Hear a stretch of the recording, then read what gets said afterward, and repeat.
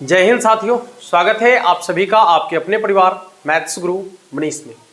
दोस्तों मैं हूं एमके एक्सपर्ट और ये ब्रह्मास्त्र कोर्स आपका चल रहा है, जिसमें कल हम लोग जो है डिटर्मिनेंट में सारणिक विधि से त्रिभुज का क्षेत्रफल निकालना सीख लिए थे।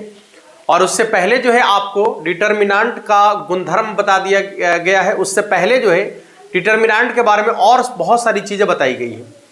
और आप लोग का बार बार ये डिमांड आ रहा था कि सर जो क्वेश्चन बैंक आपका है, जो जिसमें 2009 से 2022 तक के बोर्ड एग्जाम में डिटर्मिनेंट से जितने भी सब्जेक्टिव क्वेश्चन पूछे गए, चाहे वो 2 अंक स्तरीय हो या 5 अंक स्तरीय हो, आपको सबसे पहले क्या करना है कि चाहे आप 2 अंक स्तरीय क्वेश्चन को बना रहे हैं या 5 अंक स्तरीय क्वेश्चन को बना रहे हैं, उससे पहले आपको कॉन्सेप्ट जानने की जरूरत है। ठीक है, जब आपको कॉन्सेप्ट मालूम होगा तो आप चाहे 2 अंक स्तरीय क्वेश्चन हो या 5 अंक स्तरीय क्वेश्चन हो या ऑब्जेक्टिव क्वेश्चन हो, सबका सॉल्यूशन आप खुद से कर सकते हैं। लेकिन यदि आपको कॉन्सेप्ट नहीं मालूम होगा तो फिर आप कोई भी सवाल सॉल्व नहीं कर सकते। इसलिए पहले आपको हमने कॉन्सेप्ट बताया है।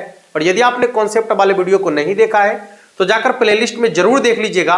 प्लेलिस्ट में आपको मिल जाएगा ब्रह्मास्त्र कोर्स 2023 और वहीं पर आपको एक और प्लेलिस्ट मिलेगा जिसमें मिशन 50-50 2023 करके आपको मिलेगा, जिसमें जो है ऑब्जेक्टिव क्वेश्चन आपको कराया जा रहा है, जो आपके बोर्ड एग्जाम 2023 के लिए जो है बहुत ज्यादा इंपॉर्टेंट होने वाला है। ठीक है बाबू, चलिए क्लास की शुरुआत करेंगे। सवाल आपका कह रहा है, ये 2022 के बोर्ड एग्जाम में पूछा गया सवाल है। हाँ देख लीजिए, 2022 के बोर्ड एग्जाम में ये पूछा गया सवाल आपका है। सवाल है कि 23, 12, 11, 36, 10, 26, 63, 36, 37, ऐसा ही है कुछ, 63, 36, 37। हाँ बिल्कुल।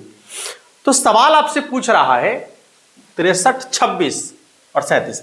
सवाल आपसे पूछता है कि दिए गए डिटर्मिनेंट का मान कितना के बराबर होगा। सुनिए, यदि आपके सामने ऐसा डिटर्मिनेंट आ जाए, ठीक है, और आपको इसका मान निकालने के लिए कहा जाए, तो मान निकालने का जो है 2 तरीका होता है। एक तरीका तो इसके गुणधर्म का प्रयोग करके आप मान निकाल सकते हैं। क्वेश्चन में ऐसा नहीं लिखेगा कि गुणधर्म का प्रयोग करके दिए गए डिटर्मिनेंट का मान निकालें, नहीं लिखेगा ऐसा।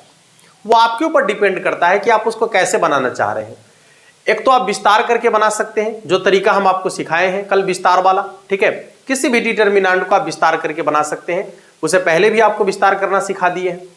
तो आप किसी भी डिटर्मिनेंट का मान निकालने के लिए आप विस्तार वाला प्रयोग कर सकते हैं। R1, R2, R3, C1, C2, C3, आप तीनों में से 6 में से किसी को भी विस्तार कर सकते हैं, यदि 3 गुने 3 कोटि का है तो। दूसरा जो इसका मेन है, गुणधर्म का प्रयोग करना। जो गुणधर्म वाला वीडियो हम आपको बता दिए हैं उसमें कि यदि कोई डिटर्मिनेंट के कोई 2 पंक्ति या कोई 2 स्तंभ के संगत अवयव बराबर हो जाए तो डिटर्मिनेंट का मान 0 के बराबर हो जाएगा।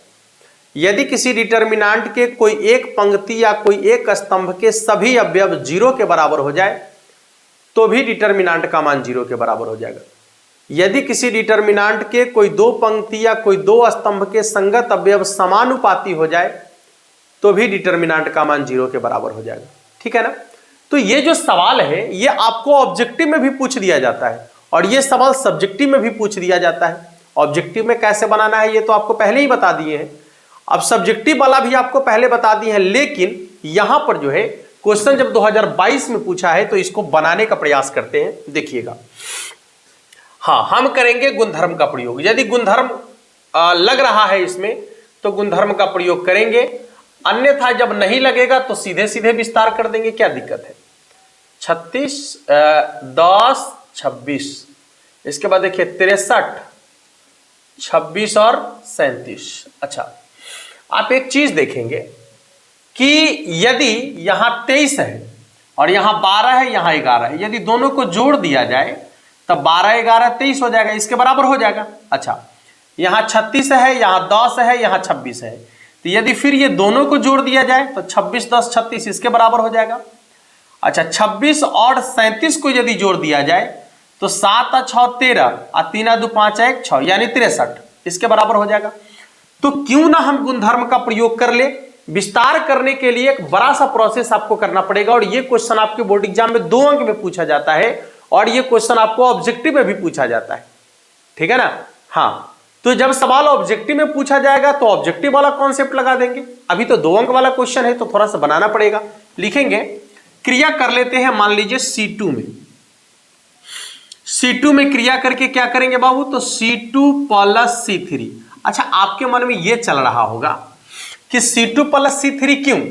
यदि हम C1 में से C2 को घटा लेंगे तो 23 में से 12 घटेगा तो 11 हो जाएगा, इसके बराबर। 36 में से 10 घटेगा तो 26 हो जाएगा, इसके बराबर। 63 में से 26 घटेगा तो 37 हो जाएगा, इसके बराबर। समझ में आ रहा है नहीं आ रहा है? या फिर यदि आप 63 में से 11 घटा लेते हैं तो 12 के बराबर, 36 में से 26 घटा लेते हैं तो 10 के बराबर, 63 में से 37 घटा लेते हैं तो 36 के बराबर। आप कहीं से भी यदि बनाइएगा तो सवाल वैसे ही बनेगा, ठीक है। तो ऐसा नहीं कि हम लिख रहे हैं कि C2 में क्रिया करेंगे तो C2 प्लस C3, और आप यदि लिख दीजिए कि C1 में से C3 को घटा देंगे तो आपका गलत हो जाएगा, ऐसा नहीं है, ठीक है। बस आपको सिर्फ कॉन्सेप्ट समझ में आ जाना चाहिए। चलिए देखिए, C2 में क्रिया हो रहा है, बाकी सब ज्यों का त्यों रहेगा, खाली C2 में परिवर्तन होगा। 23, 36, 63। C2 में क्या परिवर्तन होगा समझ लीजिए ठीक से। C2 और C3 को जोड़ रहे हैं, तब 12 प्लस 11 ना, 10 प्लस 26, 26 प्लस 37, 11, 26, 37, ठीक है। देखिए यहां पर ये 23 ज्यों का त्यों रहेगा, 36 ज्यों का त्यों, 63 ज्यों का त्यों, इधर जोड़ दीजिए। 12 11 23, 26 10 36, और 26 और 37 को जोड़ेंगे तो कितना हो जाएगा, 63। देखिए ना, 7 6 13 के 3 हाथ से ले, 3 2 5 1 6, 63, 11 26 37। अब आप एक चीज देख लीजिए, यहां C1 और C2 दोनों के दोनों क्या है, बराबर है।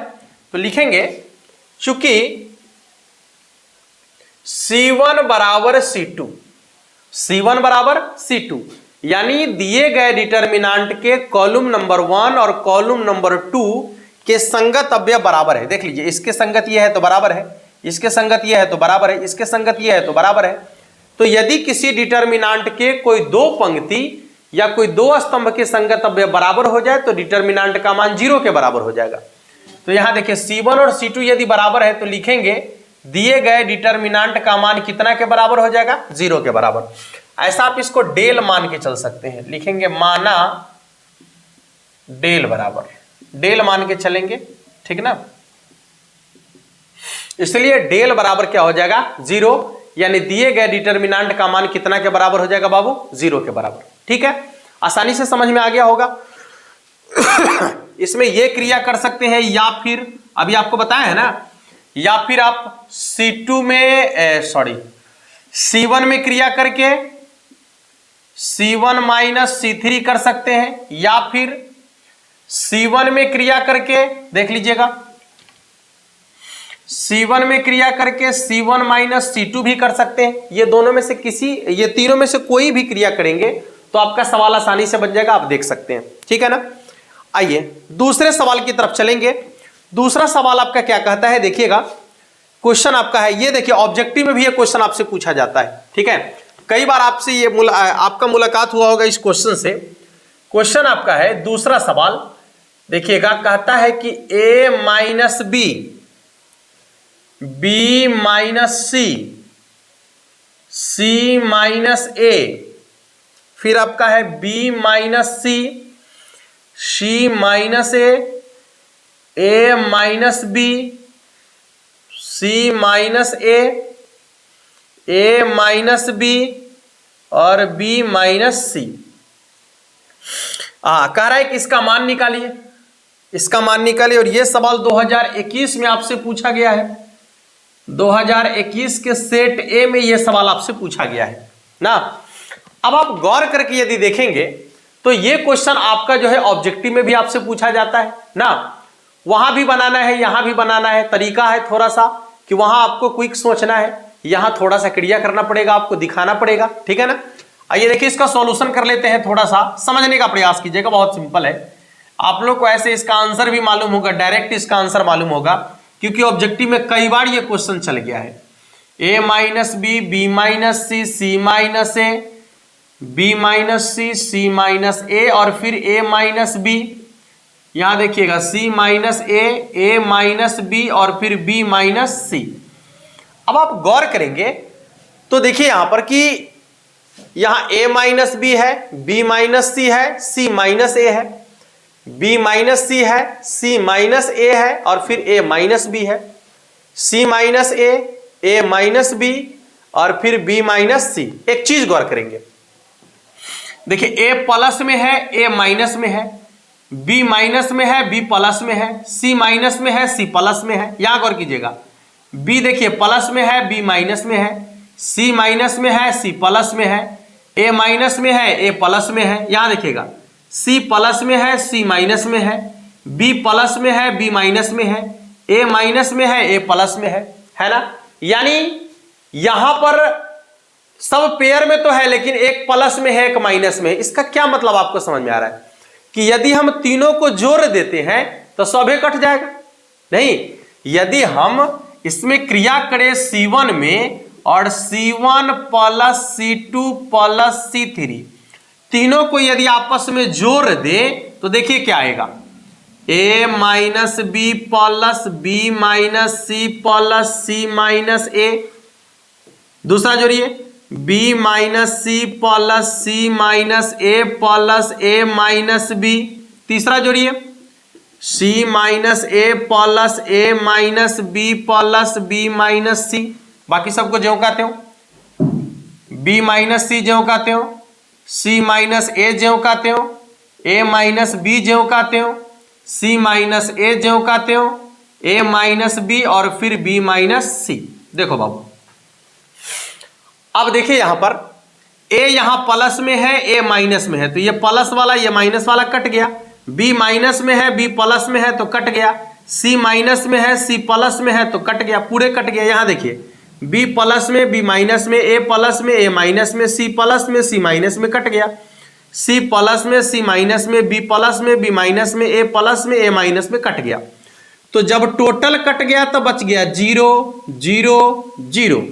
बाकी बच गया आपका B minus C, C minus A minus B, C minus A minus B और B माइनस C। अब आपको एक बात बता दे, इसको भी आपको मान के चलना है, माना डेल बराबर, ठीक है ना। हाँ, अब देखिए, अब ध्यान से देखिएगा कि दिए गए डिटर्मिनांट के जो C1 के सभी अवयव है, कॉलम नंबर 1 का जो सभी अवयव है वो टोटल के टोटल 0 हो गया।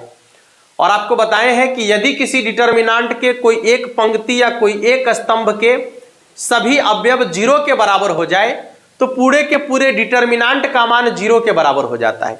तो इसी प्रकार से दिए गए डिटर्मिनांट का मान भी कितना हो जाएगा, 0 के बराबर हो जाएगा। लिखेंगे चूंकि C1 बराबर 0 इसलिए डेल बराबर क्या हो जाएगा, 0। चूंकि C1 का मान चूंकि C1 का मान 0 के बराबर है, यानी कॉलम नंबर 1 में जितना भी अवयव है वो सबके सब 0 है, तो पूरे के पूरे डिटर्मिनांट का मान कितना के बराबर हो जाएगा, 0 के बराबर। ठीक है ना, उसको भी नोट कर लीजिएगा जल्दी से। इसके बाद अगले क्वेश्चन की तरफ चलेंगे। अगला सवाल देखिए क्या है, पहले इसको नोट कीजिए, तब तक इधर मिटा के जो है अगले क्वेश्चन की तरफ चलेंगे। आप लोग उधर नोट कीजिएगा, ये टोटल क्वेश्चन आपका जो है बोर्ड एग्जाम में पूछा गया सवाल है और ये 2 अंक में पूछता है आपसे, ठीक है ना। हाँ, और ये ऑब्जेक्टिव में भी पूछता है, ये भी आप ख्याल रखिएगा। ये सवाल आपसे ऑब्जेक्टिव में भी पूछता है, ये आपको ख्याल रखना है। जब सवाल ऑब्जेक्टिव में पूछेगा तो कॉन्सेप्ट यही लगाना है, बस केवल थोड़ा सा जल्दी सोचना है आपको, ठीक है। कॉन्सेप्ट यही लगाना है, केवल थोड़ा सा जल्दी सोचना है, बस यही पर सोच के और इसका आंसर हो जाएगा कि तीनों को जोड़ने से 0 के बराबर हो रहा है। इसका मतलब दिए गए डिटर्मिनांट के एक जो आपका स्तंभ है उसका मान 0 हो जाएगा, इसलिए दिए गए डिटर्मिनांट का मान 0 हो जाएगा। ऑब्जेक्टिव में ऐसे आपको कर लेना है, सब्जेक्टिव में तो करके दिखाना पड़ेगा, तो इसलिए थोड़ा सा टाइम तो लगेगा सब्जेक्टिव में नहीं। और आप लोग का कमेंट तो रहता है कि सर सब्जेक्टिव में दिक्कत हो रहा है, सब्जेक्टिव को लेकर आइए, लेकिन जब सब्जेक्टिव वाला क्लास चलता है ना बाबू, तो आप लोग जो है ना उतना ज्यादा इंटरेस्ट नहीं लेते हैं इसमें। जबकि आपको बता दें कि सब्जेक्टिव ऑब्जेक्टिव आपको सब एग्जाम में पूछेगा और सभी क्वेश्चन का सॉल्यूशन जब आप करेंगे तभी जाकर आप बेहतर स्कोर कर पाएंगे। ऐसा नहीं कि सिर्फ ऑब्जेक्टिव से आप बेहतर स्कोर कर लीजिएगा। हाँ, इतना जरूर है कि ऑब्जेक्टिव में 50 में 50 ला सकते हैं आसानी से आप, इसमें कोई दोहराए नहीं है, ठीक है। लेकिन सब्जेक्टिव में भी कम नहीं होगा यदि आप बेहतर तरीके से बनाएंगे तो। अगला सवाल क्या है, देखिए यह सवाल आपके बोर्ड एग्जाम 2021 में ही पूछा है, बहुत अच्छा सवाल है, देखिएगा। अब देखकर ही क्वेश्चन का सॉल्यूशन कर लेंगे आसानी से, ठीक है। 2 अंक वाला क्वेश्चन है ये। क्वेश्चन आपका है 16, 9, 7। इसके बाद है आपका 16, 7। फिर आपका है 32, 19, 13। दिए गए डिटर्मिनेंट का मान निकालना है। यह सवाल 2021 में आपसे पूछा गया सवाल है, ठीक है। 2021 के ए में आपसे पूछा गया सवाल है ये। अब आप देखिए कि दिए गए डिटर्मिनेंट का मान आप कैसे निकाल पाएंगे, ठीक है ना। जबकि आपको निकालने का, इसके मान निकालने का 2 तरीका मालूम है। एक तो आप विस्तार करके बना सकते हैं, दूसरा आप इसके गुणधर्म का प्रयोग करके बना सकते हैं। तो हम आपसे ये कहना चाहेंगे कि एक बार गुणधर्म को ट्राई कर लेने में क्या जा रहा है। यदि लग गया तो आसानी से मान निकल जाएगा, नहीं तो विस्तार तो करना ही है आपको, ठीक है। इसलिए एक बार गुणधर्म ट्राई करके देखते हैं। चलिए देखिए सॉल्यूशन इसका करेंगे। माना डेल बराबर कितना है बाबू, 16, 9, 7, 23, 16, 7, 32, 19, 13। अब क्या क्रिया करेंगे आपको खुद पता चल गया होगा। देखिए इसमें भी 3 क्रिया कर सकते हैं।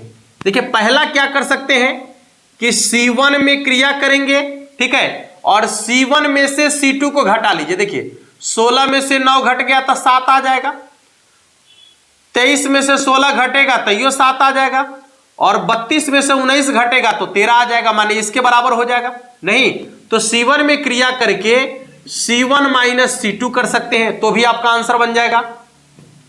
अच्छा दूसरा क्रिया इसमें क्या कर सकते हैं कि C1 में क्रिया करके आप C3 घटा लीजिए, C1 माइनस C3 कर दीजिए। यदि इसमें क्रिया करके आप इसको घटाते हैं तो 16 में से 7 घटेगा तो कितना हो जाएगा, 9 आ जाएगा। 23 में से 7 घटेगा तो 16 आ जाएगा। 32 में से 13 घटेगा तो 19 आ जाएगा। इससे भी सवाल बन सकता है। अच्छा तीसरा क्रिया क्या कर सकते हैं, C2 में क्रिया करके C2 प्लस C3 कर सकते हैं आप। नहीं हाँ जोड़ के देखिए ना, C2 और C3 को जोड़ दीजिए तो 9, 7, 16 आ जाएगा, 16, 7, 23 आ जाएगा, 19, 13, 32 आ जाएगा। तो तीनों में से कोई भी क्रिया आप आसानी से कर सकते हैं, और क्रिया करने के बाद आपका जो है कोई 2 स्तंभ के संगत अवयव आसानी से बराबर हो जाएगा। और जब बराबर हो जाएगा तो दिए गए डिटर्मिनेंट का मान कितना के बराबर हो जाएगा, 0 के बराबर। तो आपको यह क्रिया खुद कर लेना है। ये तीनों में से कोई भी क्रिया आप करके दिए गए डिटर्मिनेंट का मान आसानी से निकाल सकते हैं। तो इसको जल्दी से लिख लीजिएगा, यह क्रिया आपको खुद कर लेना है। इतना तो कम से कम कर ही सकते हैं आप ना। यदि कॉन्सेप्ट आपको बता दिया गया है तो क्रिया आपको करना पड़ेगा थोड़ा सा, क्योंकि बोर्ड एग्जाम में हम आपके साथ नहीं होंगे। हम आपको सिखा सकते हैं, बेहतर सिखा सकते हैं। बेहतर सीखने की जिम्मेवारी आपके ऊपर है, ठीक है। बोर्ड एग्जाम में बेहतर स्कोर करने की जिम्मेवारी आपके ऊपर है। हम आपको सिर्फ और सिर्फ एक सही रास्ता दिखा सकते हैं, सही गाइडलाइन दिखा सकते हैं, सही कॉन्सेप्ट समझा सकते हैं, बोर्ड एग्जाम के टाइप से पढ़ा सकते हैं, ठीक है। बाकी लिखना तो आप ही को पड़ेगा, ठीक है ना बाबू। चलिए अगले सवाल की तरफ चलेंगे। इसको नोट कर लिए होंगे सभी लोग। अगले क्वेश्चन की तरफ चलते हैं। चलिए देखिए अगला जो आपका चौथा सवाल है, कहता है कि इसके बराबर में 0 होना चाहिए, ये आपको सिद्ध करना है, ठीक है ना। सवाल वही है, मान निकालते थे, इसमें जो है उसका आंसर ही दे दिया है। कह रहा है कि बराबर में 0 है, तो बताइए कि कैसे 0 होगा। नहीं तो 0 होने का कंडीशन तो आपको मालूम है। गुणधर्म पर सीधे चले जाइए ना। किसी 2 पंक्तियां किसी 2 स्तंभ के संगत अवयव बराबर हो जाएगा, 0 हो जाएगा। किसी एक पंक्ति का मान या किसी एक स्तंभ का सभी अवयव 0 हो जाएगा तो ये 0 हो जाएगा। यदि कोई 2 पंक्ति कोई 2 स्तंभ के संगत अवयव समानुपाती हो जाएगा तो ये 0 हो जाएगा। आप देख लीजिए कि इसमें से कौन सा लागू इसमें हो रहा है। चलिए इसके LHS को लेके चलते हैं। LHS क्वेश्चन जब 2 अंक का है तो बनाना पड़ेगा। 23, 11, 12, 46, 20, 26, 65, 45 और 20। ये क्वेश्चन ऑब्जेक्टिव में भी आपसे पूछा जाता है, जान लीजिए हम बार बार आपको कह रहे हैं। देख लीजिएगा। फिर इसमें भी आप एक बार में जो है आसानी से 3 क्रिया तो कर ही सकते हैं, जैसा कि इससे पहले वाले लगातार 2 क्वेश्चन में आपको बताए हैं, ठीक है। उसी तरह से इसमें भी आप देखिए, यदि आपको यहाँ 23 के बारे में देखना है, 23 के बारे में, तो ये दोनों को जोड़ दीजिए। देखिए ना, 12 11 को जोड़ेंगे 23 हो जाएगा, 20 26 को जोड़ेंगे 46 हो जाएगा, 45 20 को जोड़ेंगे 65 हो जाएगा, हो गया आपका 0 ना। या फिर ये देखिए 23 में से 11 घटेगा तो 12 हो जाएगा, 46 में से 20 घटेगा तो 26 हो जाएगा, 65 में से 45 घटेगा तो 20 हो जाएगा, तो ये 0 हो जाएगा। या फिर 23 में से 12 घटेगा तो 11 हो जाएगा, 46 में से 26 घटेगा तो 20 हो जाएगा, 65 में से 20 घटेगा तो 45 हो जाएगा, तो ये 0 हो जाएगा। नहीं तो कोई क्रिया आप कर सकते हैं, कोई दिक्कत नहीं है। हम ऐसा कर लेते हैं ना कि C1 में क्रिया कर देते हैं और C1 माइनस C2 कर लेते हैं, ठीक है। बस कितना हो जाएगा, 23 माइनस 11, फिर हो जाएगा आपका 46 माइनस 20, फिर यहां हो जाएगा 65 माइनस 45, ये हो जाएगा 11 20 45 12 26 20, ठीक है। चलिए देखिए,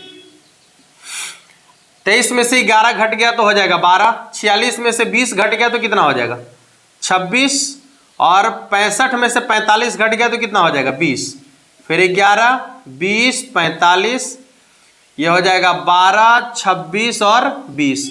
अब आप देख सकते हैं कि यहां पर जो है आपका C1 और C3 लिखेंगे, चूंकि C1 बराबर C3, इसीलिए डेल बराबर क्या हो जाएगा आपका 0, या इसका मान कितना के बराबर हो जाएगा 0 के बराबर, जो आपको RHS में दिख रहा है और आपको यही सिद्ध करना था, ठीक है।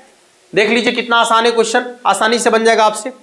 देखिए अगला सवाल क्या है, गौर करेंगे इधर, ये 2020 में पूछा गया सवाल आपसे है, 5वां क्वेश्चन आपका होगा, समझिएगा इधर। देखिए ये क्वेश्चन अभी ऑब्जेक्टिव में भी आपसे पूछा जाता है, यहां सब्जेक्टिव में भी है। 3x और फिर यहां है x1 और इसके बराबर में है आपका 3 2 4 1, 3 2 4 1। आपसे सवाल पूछा है कि x का मान क्या होगा ना, x का मान ज्ञात कीजिए। सवाल 2020 में आपसे पूछा है, 2020 के सेट ए में ये पूछा गया सवाल आपसे, ठीक है ना। देखिए सवाल को देखकर आप उसके टाइप का अंदाजा लगाइए कि इसी टाइप का क्वेश्चन आपके बोर्ड एग्जाम में पूछा जाएगा, भले ही डिजिट चेंज हो जाए फर्क नहीं पड़ता है, सवाल इसी टाइप का पूछा जाएगा, जान लीजिएगा। देखिए तो जब भी डिटर्मिनेंट वाला ऐसा क्वेश्चन आ जाए, ऐसा नहीं कि आप इसको जो है बराबर है तो मैट्रिक्स वाला कहानी कर दिए, संगत को संगत से बराबर कर दिए, एक्स का मान निकाल दिए, नहीं। जब डिटर्मिनेंट वाला क्वेश्चन होगा तो आपको जो है सबसे पहले क्या करना होगा कि इसके डिटर्मिनेंट का मान निकालना होगा, उसके बाद एक्स का मान निकलेगा। जैसे यहां पर आपको सबसे पहले क्रिया करना होगा डिटर्मिनेंट वाला, तो इसको इससे गुना करेंगे, माइनस देके इसको इससे गुना करेंगे, कितना हो जाएगा 3 माइनस एक्स को एक्स से गुना करेंगे एक्स स्क्वायर बराबर, इधर गुना करेंगे तो कितना हो जाएगा 3 माइनस 4 दूनी 8, कितना हो जाएगा देखिए तो 3 माइनस एक्स स्क्वायर, अब बराबर हो जाएगा आपका कितना, ऐसे तो 3 से 3 कट ही जाता लेकिन कोई बात नहीं है, घट के हो जाएगा -5, नहीं ऐसा ही ना होगा -5, हाँ। और इसके बाद हो जाएगा आपका माइनस एक्स स्क्वायर बराबर -5, ये प्लस में है, इधर आके हो जाएगा -3, यानी हो जाएगा माइनस एक्स स्क्वायर बराबर -8, माइनस से माइनस कट गया इसलिए x बराबर हो जाएगा आपका √8 ना। अभी नहीं, एक स्टेप और बढ़ाइए, x बराबर हो जाएगा आपका 2√2, x का मान कितना हो जाएगा 2√2 के बराबर। अच्छा हाँ एक चीज है इधर स्क्वायर ये जो आया है तो प्लस माइनस यहां लगेगा, ठीक ना, तो x का मान हो जाएगा आपका +-2√2 के बराबर। देख सकते हैं आपका क्वेश्चन आसानी से बन गया है, ठीक है। इसी प्रकार का एक और क्वेश्चन है, ठीक है ना, इसी प्रकार का एक और क्वेश्चन है जिसमें आपको जो है कहा जा रहा है कि सारणिक का मान ज्ञात करना है। देख लीजिएगा यहां दिया है सवाल आपका क्वेश्चन नंबर 6 है कि डेल बराबर, देखेंगे गौर से इधर, डेल बराबर है आपका 2 - 3 5, 2 - 3 5। अगला सवाल क्या है 604। अगला क्वेश्चन आपका है 1 5 माइनस 7, 1 5 माइनस 7। तो पूछा जा रहा है कि दिए गए डिटर्मिनांट का मान कितना होगा, ठीक है ना, दिए गए डिटर्मिनांट का मान कितना होगा। इसमें देखिए गुणधर्म नहीं लग सकता है, थोड़ा सा उटपटांग टाइप से लग रहा है, ये तो सीधा सीधा दिख रहा था। और ये भी बात आपको बता दें कि यदि आप तुरंत सोच पा रहे हैं कि गुणधर्म का प्रयोग इसमें हम कर लेंगे और तुरंत वो आपको समझ में आ गया तो कीजिए, अन्यथा ज्यादा टाइम खर्च करने की जरूरत नहीं है, विस्तार करके मान निकाल दीजिए, मान उतने निकल के आएगा, ठीक है ना। हाँ, उस समय घबराने की जरूरत नहीं है और उस समय ये नहीं देखना है कि हम कैसे निकाले विस्तार करके, जबकि गुणधर्म पढ़ाए थे सर, कोई फर्क नहीं पड़ता है, आपको उसका मान से मतलब है ना। यदि आप गुणधर्म सोच पा रहे हैं तो अच्छी बात है, सोच लीजिए, यदि नहीं सोच पा रहे हैं तो सीधे विस्तार करके उसका आंसर निकाल दीजिए और लिख दीजिए, वो आपका सही हो जाएगा, ठीक है ना। चलिए देखिए, अब मान लीजिए कि इसमें हम नहीं सोच पा रहे, मतलब इमेजिन कर रहे हैं कि इसमें नहीं सोच पा रहे, तो सीधे विस्तार कर देंगे। किसी को विस्तार कर दीजिए आप, लिखिए R1 के अनुदिश विस्तार करने पर, बस सीधा सीधा R1 के अनुदिश विस्तार करने पर, कोई झंझट नहीं। विस्तार करने से पहले आपको चिन्ह पर ध्यान देना है, प्लस माइनस प्लस, ये चिन्ह सिर्फ और सिर्फ आपको विस्तार करते समय प्रयोग करना है, बाकी समय प्रयोग करने की जरूरत नहीं है। चलिए देखिए, तो क्या हो जाएगा 2, फिर इसके बाद डेल बराबर यह है 2, और जिस अवयव को यहां लिखेंगे उसके रॉ और कॉलम को छोड़ देंगे, तो 2 यहां लिख दिए हैं, तो 2 के कॉलम को और रॉ को छोड़ देंगे, तो कितना हो जाएगा 0 4 5 माइनस 7। इसके बाद यहां देखिए ये चिन्ह माइनस वाला है और ये -3 है, तो दोनों मिलके प्लस हो जाएगा। अब फिर जिस अवयव को लिखेंगे उसके कॉलम को और रो को छोड़ देंगे, तो ये कॉलम है, ये रो छूट जाएगा, 6 4 1 माइनस 7, 6 4 1 माइनस 7। इसके बाद यहां चलेंगे तो कितना है +5, ठीक ना, और जिस अवयव को लिखेंगे उसके रो और कॉलम को छोड़ देंगे, तो 6 0 1 5, 6 0 1 5, बस गुना करके मान निकाल लेना है। क्या हो जाएगा देखिए, तो डेल बराबर 2 × कितना, ये हो जाएगा 0, अब माइनस हो जाएगा आपका 5 चौके 20, +3, ये हो जाएगा -42, अब -4 को 1 से गुना करेंगे 4, फिर +5, यहाँ गुना कीजिए 6 5 30, अब -1 को 0 से गुना करेंगे तो 0 हो जाएगा। यहाँ कितना हो जाएगा -40, ये देखिए घट के हो जाएगा आपका -46, और -46 को 3 से गुना करेंगे, पहले रहने दीजिए, 3 गुने हो जाएगा -46, अब प्लस हो जाएगा 30 5 150 यानी 150। देखिए -40, ये हो जाएगा प्लस माइनस माइनस, 6 3 18 के 8, हासिल 1 4 3 12 1 13 138, एक बार और 6 3 18 के 8, हासिल 1 4 3 12 1 13 138, अब प्लस 150। ये दोनों माइनस वाला को जोड़ेंगे तो कितना हो जाएगा दोनों माइनस वाला को जोड़ेंगे तो कितना हो जाएगा 138 और 40 178, -178 अब प्लस 150, ठीक है, प्लस 150। देखिए तो इसका मान निकल के कितना आ रहा है देखिए तो घट के हो जाएगा आपका -28, यानी इसका आंसर हो जाएगा -28 के बराबर, ठीक है, इसका आंसर हो जाएगा आपका -28 के बराबर। कुल मिलाकर 6 क्वेश्चन अभी तक हो गया है, ठीक है, तो 6 क्वेश्चन कोई दिक्कत नहीं है। अगले जब अगला एपिसोड आएगा, इसका एपिसोड ही कह सकते हैं क्योंकि पार्ट बाई पार्ट चल रहा है, तो अगले पार्ट में हम लोग जो है इससे आगे के क्वेश्चन को देखे हैं। अभी 2020 तक के क्वेश्चन को हम लोगों ने देखा है। ये क्वेश्चन आपके बोर्ड एग्जाम 2019 में नहीं 2020 में ही पूछा गया है। हाँ, ये क्वेश्चन भी आपके बोर्ड एग्जाम 2020 में ही पूछा गया है, ठीक है। हाँ, तो अभी अब तक हम लोगों ने 2020 तक के क्वेश्चन को देखा है। बाकी बचे हुए क्वेश्चन को आने वाले वीडियो में बारी बारी से हम लोग देखेंगे, और आप लोगों से यही कहना चाहेंगे कि जो सब्जेक्टिव क्वेश्चन है उसको भी आप पूरा देखिए, क्योंकि यहाँ से भी क्वेश्चन आपसे पूछे जाएंगे।